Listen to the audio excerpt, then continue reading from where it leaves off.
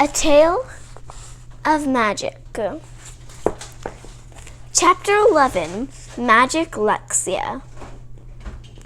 Lunch was uncomfortably quiet at the academy. Lucy sat by herself at the far end of the table to keep her distance from the others and didn't say a word for the entire meal.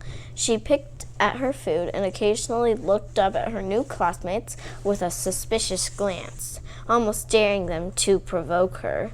Tangerina and Skylene had received enough of Lucy's insults for one day, so the girls remained silent and purposely avoided making eye contact with her.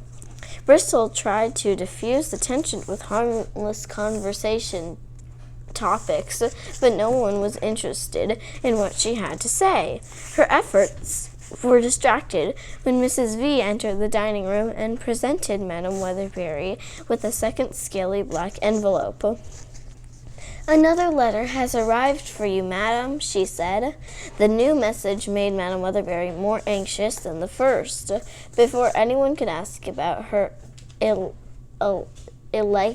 alleged sick friend, their teacher got to her feet and headed out of the room with the mysterious letter in her hand.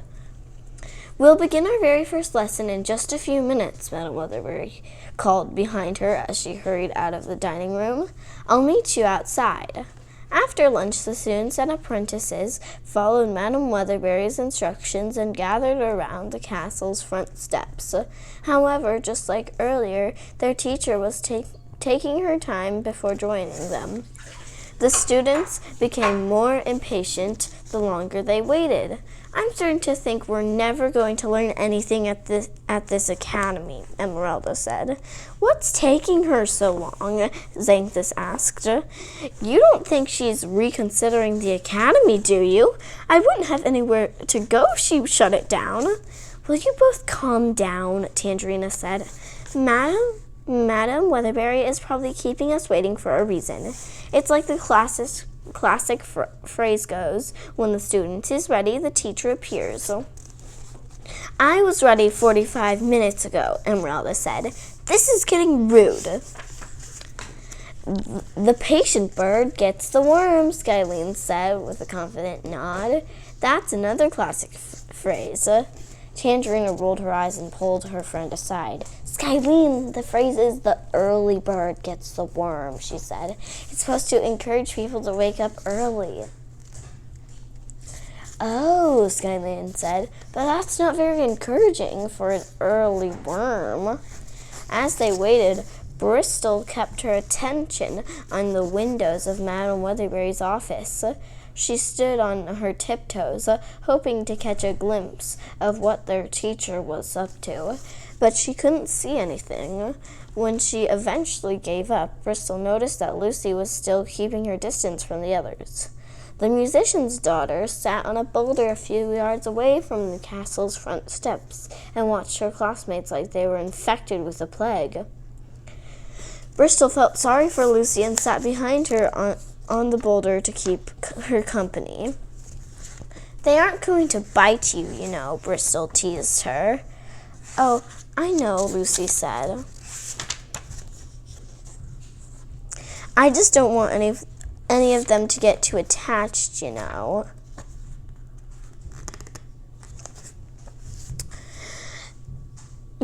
In case this academy doesn't work out for me. People form quick bonds with celebrities." Bristol laughed. "That's very considerate of you," she said. "I was worried you were being antisocial." "Not at all," Lucy said. "So tell me more about these clowns we're working with. What's the dynamic I'm stepping into?" "To be honest, I'm not sure," Bristol said. "I just met everyone yesterday. Tangerina and Skylene have been at the academy the longest. Technically, they're Madam Weatherbury's apprentices because they're more advanced than students. It was the first thing they mentioned to us. Madam Weatherbury found them when they were both very young after they had been abandoned." "Can't say I blame their families," Lucy said. "What about Esmeralda? What's her story?" Esmeralda was also abandoned when she was just an infant, Bristol said. She was raised by dwarfs in a coal mine. Esmeralda didn't want to come to academy, but her father made her go. Raised by dwarfs, huh? I guess that explains her short fuse and tunnel vision. What about the little paranoid guy? Why does he wear a medal? Did he win something? It's called a muter medal, Bristol explained. It's supposed to mute Xanthus' magical abilities until he is able to control them. The poor guy has been through a ringer. A few nights ago, Xanthus got caught doing something he wasn't supposed to be doing, and his father started beating him. It ignited his powers, and Xanthus accidentally started a huge fire that burned down their house, killed his father, and set most of the northwest foothills ablaze. When Madam Weatherbury and I found him, he was on his way to drown himself in the lake. He thought that it was the only way to stop himself from harming people. Lucy sighed with relief. Oh, thank God, she muttered. Excuse me? Sorry, I mean, how terrible, Lucy corrected herself. I'm just happy to hear there's some drama and depth to these people. I was afraid I was stuck with some stone-cold pack of losers. What did Xanthus' father catch him doing? I don't know, Bristol said. He wouldn't say, but I could tell it was something he was really ashamed about. I love a good mystery, Lucy said, grinning and grinned at Xanthus with intrigued eyes. Give me a week and I'll pry it out of him. I'm good at solving cases. My parents and I used to perform at murder mystery parties. Bristol looked up at Madam Weatherbury's office and let out a long sigh. Xanthus isn't the only mystery around here, she said. Before Lucy could inquire any further, the students and apprentices suddenly screamed and ran away from the castle. Sparkling lights had appeared around the front steps, and they grew brighter and brighter, glimmering faster and faster. What the heck is that? Esmeralda asked. It isn't me, I swear, Xanthus said. Look, I still have my muter medal on. Skylene, extinguish it with your water, Tangerina ordered. I'm not your early worm, Skylene explained. Use your honey. The sparkling lights were followed by a blinding flash of violet light, and all the children shielded their eyes. When they looked back, Madam Weatherbury had appeared out of thin air on the castle's front steps. And she struck a theatrical pose with both hands raised in the air. Her gown was made entirely from clocks of all shapes and sizes. She wore a cuckoo clock as a fascinator. Her gloved arm was wrapped in watches, and a pendulum swung from her belt. Now that's what I call an entrance, Lucy whispered to Bristol, and I've worked with a lot of divas. Lucy whispered, and I've worked with a lot of divas. Madam Weatherbury was delighted by all the amazed and alarmed expressions on their students' and apprentices' faces. Welcome to your very first lesson, she was happy to announce. Before we begin, I have one question to ask you. Can anyone tell me what the difference is between a wound and a scar, between weakness and strength, and between hatred and love? Esmeralda raised her hand. Is it time? She asked. Is it time? She asked. Correct, Madam Weatherbury cheered. How did you know that? Tangerina asked. She's an hour late and she's dressed in clocks, Esmeralda said. I figured it was a safe bet. Time is the most complex device in the universe, Madam Weatherbury went on. It is both the problem and the solution to most of life's dilemmas. It heals all wounds, but in the end it takes us all. Unfortunately, time is rarely in anyone's favor. We have too little or too much, but never the time we want or need. Sometimes we're born into a time that doesn't value us, and too often we let those times determine how we value ourselves. So for your first assignment, you are going to get rid of any unfavorable opinions, insecurities, or self-hatred that the times have instilled within you. If we are going to successfully change the world's perspective of us, we must start by changing our perspective of ourselves. Follow me. Madam Weatherberry led her students to the lake on the academy grounds. She placed Bristol, Lucy, Xanthus, and Emeralda at the edge of the water, spacing them a few feet apart from one another. Take a look at your reflections in the water, she instructed. Now ask yourselves, is this the reflection of who you are, or the reflection of the person the world wants you to be? If you could change your appearance to match the person inside you, what changes would you make? What would you need for your personality and your physicality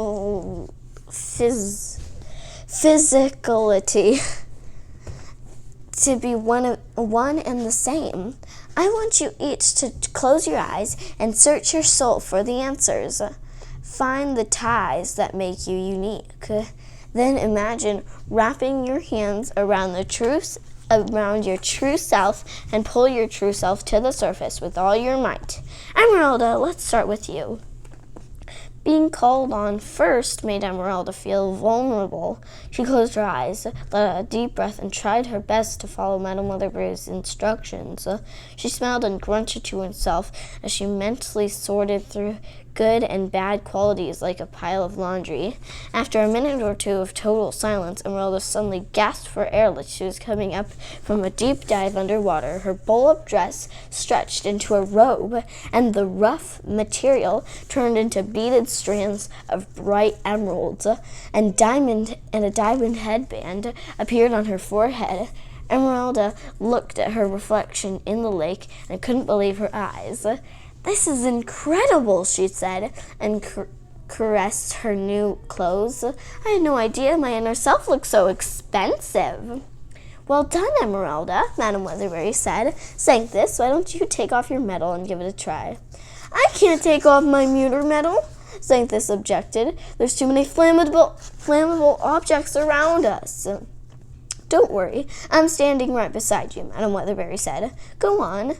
Xanthus nervously removed the medal from around his neck and set it on the ground. Flames instantly appeared on his neck and shoulders. He closed his eyes and took a few deep breaths to calm himself. His classmates could tell he was having more difficulty finding his inner self than Emeralda had, because Xanthus's brows scrunched tighter and tighter as he searched deeper and deeper. Then, without warning, his whole body was engulfed in powerful flames. The fire burned for a couple of moments, then slowly died down. When it finally diminished entirely, the others noticed Xanthus wasn't wearing his patchy vest and brown pants anymore. The boy's clothes had turned into a golden suit that was ablaze with a thin layer of fire. A trail of smoke hung off his jacket like the suit tails, and he wore an iron bow tie that was so hot it glowed. Xanthus stared at his reflection in the water like he was looking at a stranger. "I can't believe it," he said. "My whole outfit is fireproof and very dapper," Madam Weatherberry said with a proud smile. After admiring his new reflection, Xanthus quickly put the pewter medal back around his neck. All the flames throughout his body disappeared. His bow tie cooled to a normal color, and his smoky suit tails blew away. "Way to go, Sparky," Lucy said. "That's a tough act to follow." "Lucy, would you like to go next?" Madam Weatherberry said. "No, thanks, Madam Weatherberry," she said. "I'm actually really content with the way I look. It took me a long time to develop my trademark style." "Well, that's wonderful, dear," Madam Weatherberry said. "Then that just leaves you, Bristol." As Bristol gazed down at the Bootstrap Correctional Facility uniform in her reflection, it wasn't difficult to imagine a more authentic version of herself.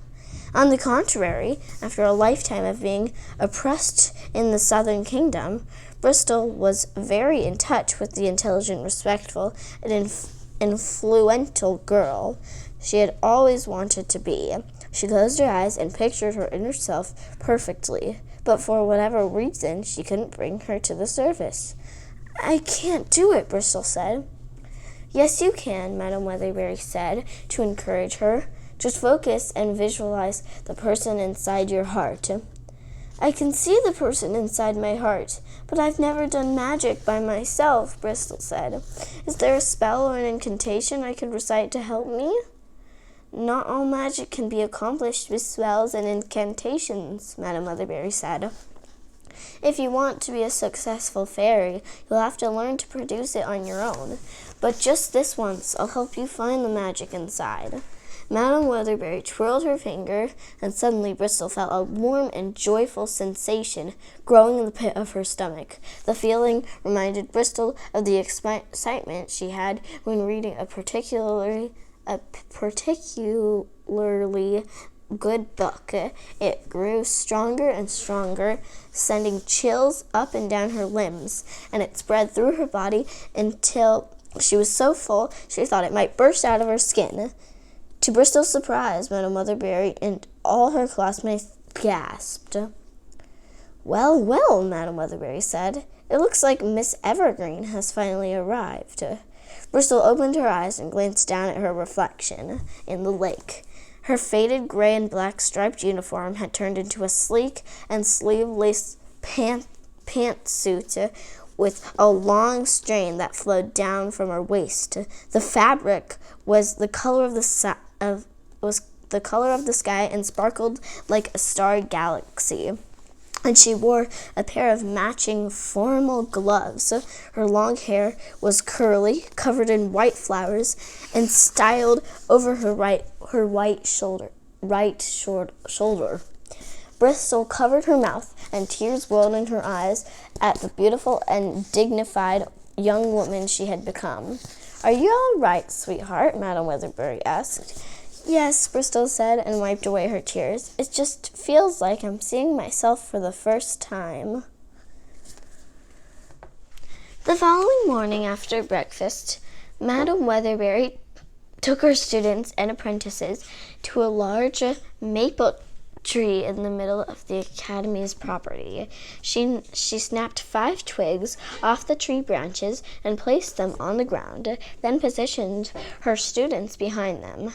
All magic can be divided into 4 categories: improvement, rehabilitation, manifestation, and imagination, Madam Weatherbury explained.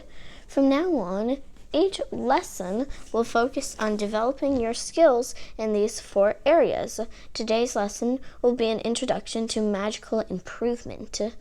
Over your careers as fairies, you'll encounter many people, places, and objects that you'll improve with magic. The greater the improvement, the more magic it will require. To begin, we will start with something very small and simple. I want each of you to transform the twig in front of you into something you believe is an improvement. Skylene, will you please give us a demonstration? Skylene nodded eagerly and stepped forward. She held her right hand over the twig, and the students watched in amazement as it slowly morphed into a colorful piece of coral. "Good work," Madam Weatherbury said. By focusing on the twig, and simultaneously visualizing another object in her mind, Skylene has changed it into something she believes is an improvement. "Xanthus, would you like to start?" The boy cautiously removed his mirror medal, and flames immediately returned to his head, shoulders, and golden suit. Xanthus hovered over the twig and tried his best to concentrate on how to improve it. As he concentrated, the twig began to swell and turn bright red. It became a cylinder, and a small string grew from the top. "Great job, Xanthus," Madam Weatherbury said. "You've transformed the twig into a firecracker." "I did it," he said. "I actually did it." Sanctus was so proud of himself to jump up and down in celebration, but he stepped too close to the firecracker, and his blazing pant leg accidentally ignited it. The explosion made a piercing whistle that echoed through the property, and it shot colorful sparks in all directions. "Hit the deck!" Lucy yelled. Madam Weatherberry and her students divided to the ground and covered their ears. Dived to the ground and covered their ears. Skylene splashed the firecracker with water, and it eventually fizzled out. Sanctus blushed, and flames appeared on his cheeks. "Sorry about that," the boy peeped. His classmates glared at him with expressions that were far more scorching than his flames. Sanctus swiftly put the muter metal back on before he caused any more damage and helped the others on their feet. "We're off to a decent start," Madam Weatherberry said. "Emeralda, you did so well in yesterday's assignment. Would you like to go next?" "Oh, this is going to be a piece of cake for me," Emeralda said. She reached for the twig, but Madam Weatherberry stopped Emeralda before she made contact. "We all know you can turn objects into jewels with your touch, but today I'd like you to try improving the twig with your mind," the fairy said. "With my mind?" Emeralda asked. "Yes," Madam Weatherberry said. "Not everything we want in life will be within our physical reach. Sometimes we must use our imagination to grasp what we seek." "Go on." Emeralda shrugged and gave it her best try. She reached for the twig and, following Madam Weatherberry's advice, imagined herself touching it with invisible fingertips. A few moments later, the twig began to twist and curl. It coiled like a snake and grew shiny, and soon the twig had become a beautiful diamond bracelet. Emeralda was thrilled she had managed to pull it off, and slid the bracelet over her wrist. "Well done, Emeralda," Madam Weatherberry said. "Lucy, you didn't get a chance to practice your magic yesterday. Would you like to try now?" "I think I'll pass," Lucy said. "Trust me, if I could transform a stick into something as nice as a diamond necklace, I would have so much gambling debt." "Miss Goosey, your talents may be different from the others, but you're here to perfect them just the same," Madam Weatherberry reminded her. "Now give it your best, and we'll see what you come up with." Lucy groaned and reluctantly stepped forward. She placed a hand over the twig and tried to magically enhance it. The twig became limber, it started to wiggle, and was coated in a sticky liquid. When she was finished, the twig had turned into a fat and slimy slug. Lucy was very impressed by her creation. Clearly, she had expected something much worse to appear, but her classmates weren't as enthusiastic. "You call that an improvement?" Tangerine asked. Before Lucy could respond, a griffin suddenly swooped down from the sky and snatched the slug off the ground with its beak. "At least I made him happy," Lucy said with a shrug. "That was excellent, Lucy," Madam Weatherberry said. "A slug is an interesting improvement, but as I always say, beauty is in the eye of the beholder. Now, that just leaves you, Bristol." Bristol took a step toward the twig and prayed she could find her own magic without Madam Weatherberry's assistance.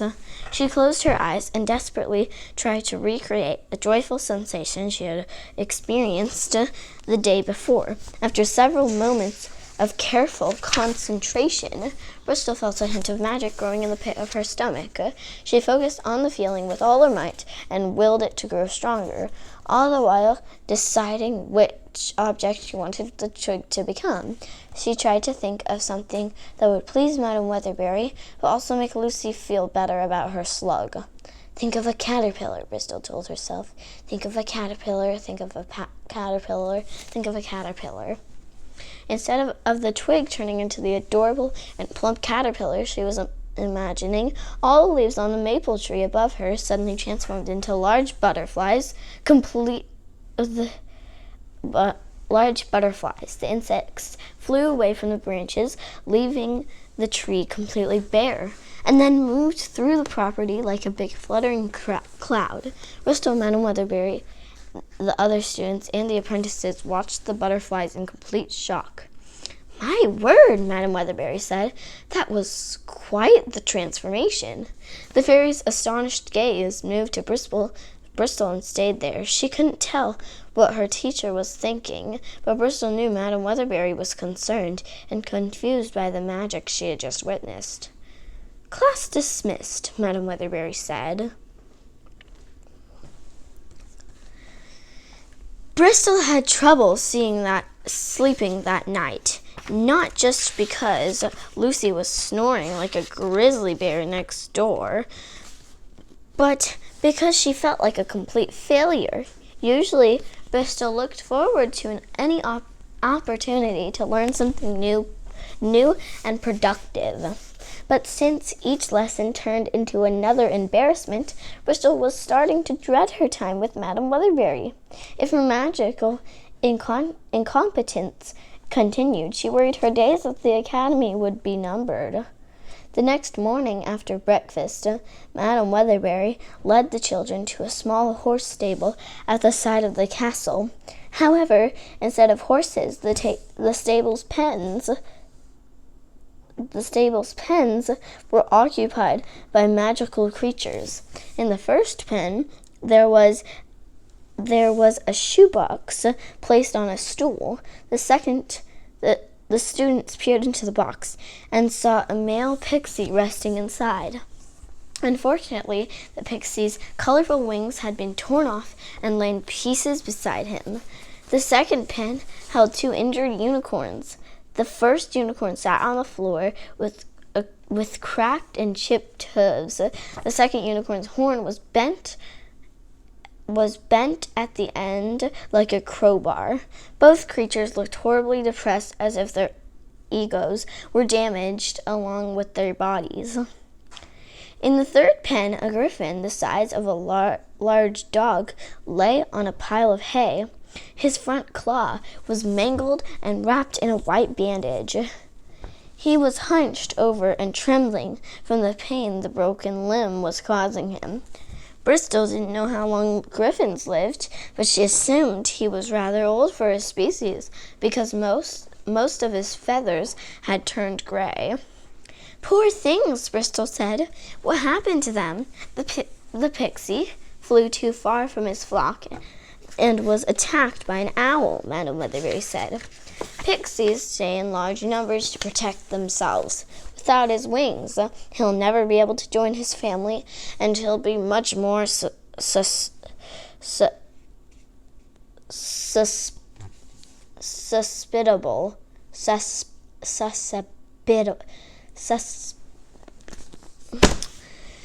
to predators. The unicorns hurt themselves after they slid down a rocky cliff. Thankfully, their injuries aren't critical, but unicorns are a prideful species and quite vain when it comes to their appearance. These two have been too ashamed to rejoin their herds ever since their incident. Sadly, the griffin is in the third act of his life, and his bones aren't what they used to be. His front claw shattered after a rough landing. Just like birds, griffin bones are hollow and become fragile as they get older." "Is this an animal hospital, then?" Xanthus asked. "Indeed," Madam Weatherbury said. "Then where are the animal doctors?" Emerald asked. "We're the animal doctors," Madam Weatherbury said with a twinkle in her eye. "Today's lesson will be your first foray into magical rehabilitation. The most profound ability the magical community possesses is the ability to heal those in pain. So this morning, you'll each choose a wounded animal and use your magic to help relieve or heal their injuries. Tangerina, would you please give us an example?" Tangerina approached the first pen with a cocky bounce in her step. She stood in a meditative pose with open palms and closed her eyes to concentrate. A dozen bumblebees flew out of her hair and zoomed toward the injured pixie. The incoming swarm terrified the pixie, and he frantically tried to climb out of the shoebox. The bumblebees landed on top of the pixie and held him down as they used their stingers and honey to stitch and seal his wings back together. In a matter of minutes, the pixie's wings were as good as new, and he blissfully fluttered into the air. The pixie hugged Tangerina's face and expressed his gratitude in a high-pitched pixie language that sounded like gibberish to the students. Even more surprising, Tangerina apparently understood what the pixie was saying and replied, "You're welcome." In the strange tongue, the pixie flew out of the barn to reunite with his family. As the other students stared at Tangerina, dumbfounded. "What are you looking at?" she asked defensively. "How did you know what to say to him?" Emeralda asked. "Pixian is very close to Binglish," Tangerina said. "Everyone knows that." "Thank you, Tangerina," Madam Weatherberry said. "Would anyone like to go next?"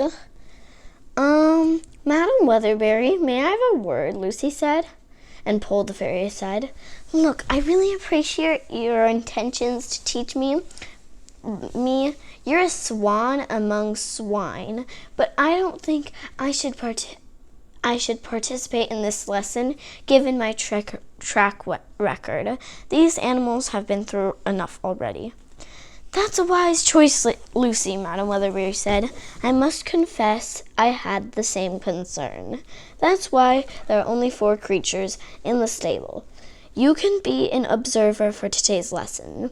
Now that that's settled, why don't we have Emeralda go next?" "Can I use my hands this time?" Emeralda asked. "Absolutely," Madam Weatherberry said. "There is no wrong way to heal." Emeralda inspected the animals and chose the unicorn with broken hooves. Leg by leg, she placed a hand on the steed's damaged hooves and filled the cracks and chips with ruby. Once the hooves were fixed, Emeralda gave the creature diamond horseshoes to prevent the injuries from happening again. The unicorn happily trotted in circles around the stable and gave Emeralda a thankful no, no, no, no. He then raced outside to show off his glittery new feet to his herd.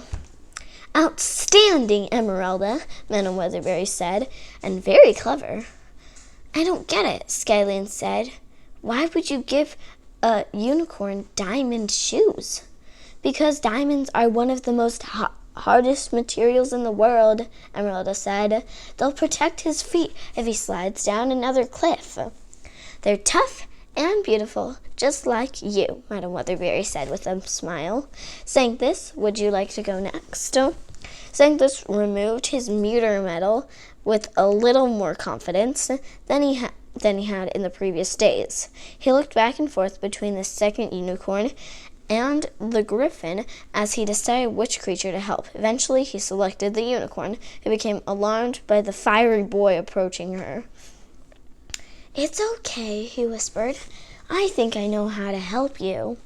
By soothing the unicorn, Sanctus also soothed himself, and the flames covering his body diminished on their own. Once he gained the unicorn's trust, Sanctus rubbed his hands together until they glowed with heat. He gently touched the unicorn's horn, and it softened in his warm grip. As if it was clay, Sanctus shaped the horn back into its natural position, and then blew on it until it cooled down. The unicorn licked the side of Sanctus's face, and then she galloped out of the stable and rejoined the herd nearby. "That was marvelous, Sanctus," Madam Weatherberry exclaimed. Sanctus was so proud he almost forgot to put his meter medal back on. Now that he was finished, all the attention was on Bristol. Her whole body went tense as she worried about how her magic might betray her during this assignment. "Bristol," You're always last, but never least, Madam Weatherberry said. Can you assist the Griffin with his broken claw? I'll try my best, Bristol said through a nervous smile. She stepped into the third pen and knelt beside the injured Griffin. Bristol closed her eyes and willed the magical sensation and to return to her core. Just like before, she summoned the feeling to grow stronger, but this time she carefully kept it from getting too strong. Once her magic was bubbling at what she considered a steady level, she took the Griffin's claw into her hand. Bristol imagined his bones healing, his pain fading, and his energy returning. She pictured the Griffin in the first act of his life, freely flying and landing wherever he wanted without the consequences of old age. Just then the Griffin stopped trembling and sat up, much taller than before. He confidently puffed out his chest. His chest looked around the stable with wide, vibrant eyes, and his feathers returned to their original auburn color. The Griffin chewed off his bandages and revealed a claw that was just as straight and strong as his other limbs. For the first time in a long while, the creature triumphantly stood on all fours. Oh my gosh, Bristol said in amazement. I healed him. My magic did what I wanted to for once. Congratulations, Bristol, Madam Weatherberry said, and led her students into a round of applause. I knew you had it in you. All you needed was a little practice, a little patience, a little perseverance, and everyone went silent because Bristol's magic wasn't over yet. After his claw was healed, the Griffin's whole body started to shrink. The creature squawked in horror and tried to run and fly out of the stable, but his legs and wings became too small to carry him. The Griffin shrank to the size of an apple, and then an orange eggshell with black spots appeared around him. For a few seconds, the egg stayed perfectly still on the ground, but then it started to shake. The Griffin hatched from the egg and emerged as a featherless, gooey, and very confused newborn. You reversed his aging process? Tangerina asked in astonishment. Can we even do that? Skylene whispered to her friend. Bristol's classmate watched her like she was a magical creature herself. But one they were discovering for the first time. She looked to Madam Weatherberry for reassurance, but only found the same troubled expression her teacher had worn the last time she conjured magic. That's all for today, children, Madam Weatherberry said.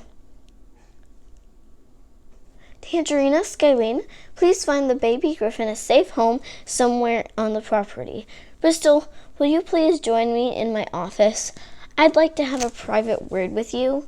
Madam Weatherberry hurried out of the stable, and Bristol followed. She couldn't tell if she was in trouble or not, and as Bristol glanced back at her classmates' long faces, she knew they couldn't tell either. Madam Weatherberry didn't say a word to Bristol until they arrived in her office. She had a seat behind her glass desk and gestured for Bristol to sit across from her. Bristol was in the chair for less than 5 seconds when she abruptly burst into tears. I'm sorry, Madam Weatherberry, she cried. I'm trying so hard to follow your directions, but my magic doesn't work like everyone else's. Please don't expel me from your academy. Madam Weatherberry did a double take at Bristol's emotional display. Expel you? She asked. Good heavens, why would I want to expel you? Because my magic is obviously broken, Bristol said. I don't have a specialty. I never complete your assignments correctly, and my magic always results in something I didn't intend. If you're going to change the world's perspective on magic, you're going to need students you can depend on, and you can't depend on me. According to Madam Weatherbury's puzzled expression with Bristol, but expulsion was not with Bristol, according to Madam Weatherbury's puzzled expression, there was a lot she wanted to discuss with Bristol, but expulsion was not on the agenda. Bristol, it's only your 3rd day at the academy, Madam Weatherbury said with a laugh. No one is expecting you to be perfect except yourself, and seeking perfection is a side effect of the oppression you've endured. So let's start our conversation by addressing that.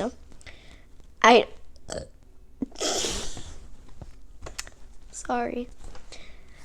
I don't understand, she said. Are you saying the Southern Kingdom turned me into a perfectionist? Just like many members of the magical community, at some point, society made you believe that your flaws were worse than anyone else's flaws, the fairy explained. And now, consequently, you've convinced yourself that being flawless is the only way to gain approval.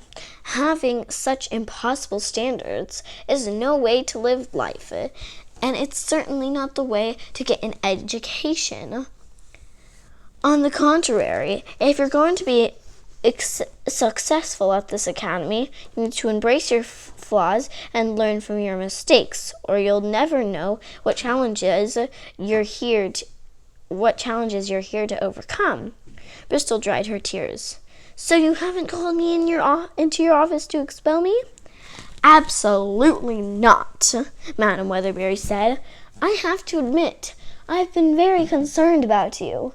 Not because I've lost any faith in your magic, but because I've been trying to understand how to help you. What you've done in the last few days has been extraordinary. Your clothing, the butterflies, the griffin, it all points to remarkable power and potential.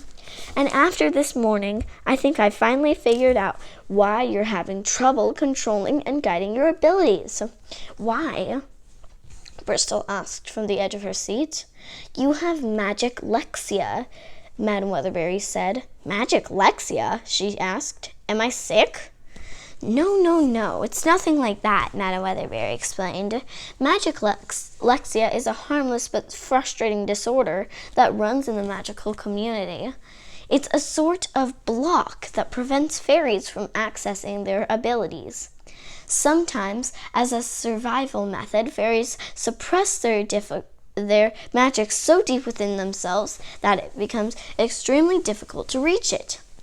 And I have no doubt that while living in the Southern Kingdom, you develop a few subconscious blocks that are now debilitating you. Can magic lexia be cured?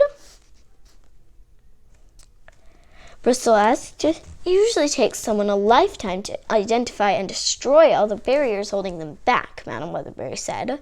Luckily, just like the glasses you wear to read, the magical community has tools to help us work around our ailments. Madam Weatherbury opened the top drawer of her glass desk and removed a shimmery scepter. The object was made of pure crystal and was easily the most beautiful thing Bristol had ever laid eyes on. Although she had never seen it before, Bristol felt a strong connection to the scepter. This is a magic wand, Madam Weatherbury said. It's very, very old and belonged to the fairy who mentored me. The wand will put you in touch with your magic and help you manage it more efficiently. Will it help me find my specialty? Bristol asked. Perhaps, Madam Weatherbury said. Although I don't want you to feel inferior to the other students while you wait for it to appear. Not all specialties are as easy to spot as Tangerina and Skylene's. Sometimes, although it's rare, a fairy's specialty manifests itself emotionally rather than physically. It's very possible that what you're looking for is already a part of who you are.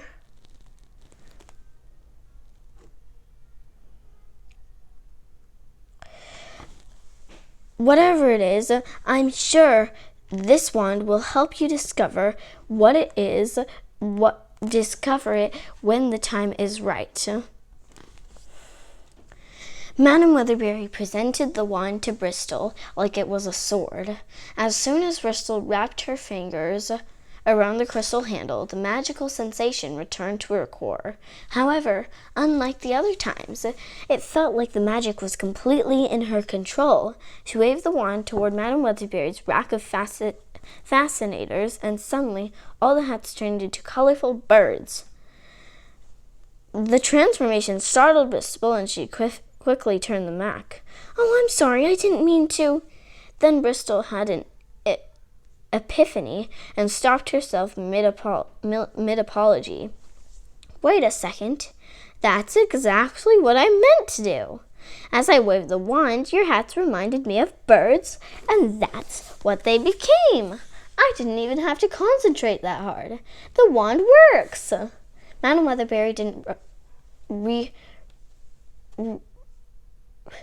didn't acknowledge Bristol's excitement. The fairy's eyes were glued to the enlarged map of magic on the wall above her fireplace. Something on the map had captivated the teacher's attention and made her mouth drop open. "What's wrong?" Bristol asked her. "You look distraught." Instead of answering, Madam Weatherberry jumped to her feet and moved closer to the map. After studying it for a few moments, the fairy touched a large star on the map near the location of the academy. The name Bristol Evergreen appeared beside it. "Incredible," Madam Weatherberry whispered to herself. "What's incredible?" "As soon as that wand touched your hand, your star on the map of magic grew nearly twice in size," she said. "It's the same size as my star, maybe even a little bigger." Bristol gulped. "But what does that mean?" Madam Weatherberry turned to her and couldn't hide the astonishment growing in her eyes. "It means we can expect great things from you, Miss Evergreen."